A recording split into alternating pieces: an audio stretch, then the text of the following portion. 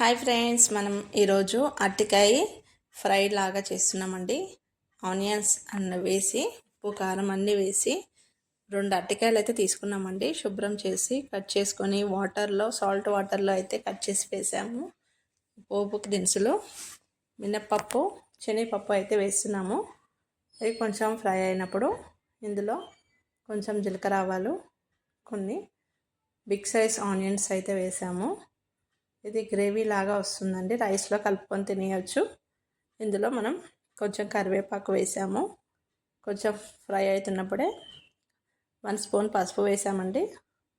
ఇది ఒకసారి కలిపేసుకోవాలి.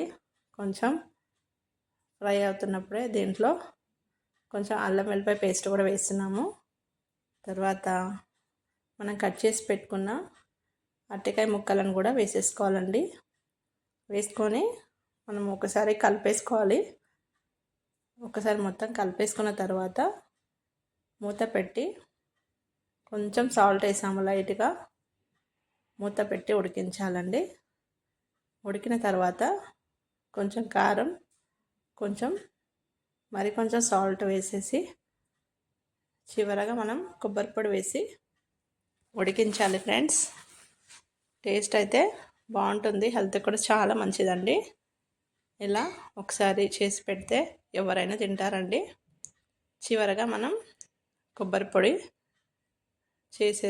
వేసేసుకుంటే ప్లేట్లో తీసుకొని సర్వ్ చేయాలండి. టేస్టీ యమ్మీ అరటికాయ ఫ్రై అయితే రెడీ అయింది ఫ్రెండ్స్.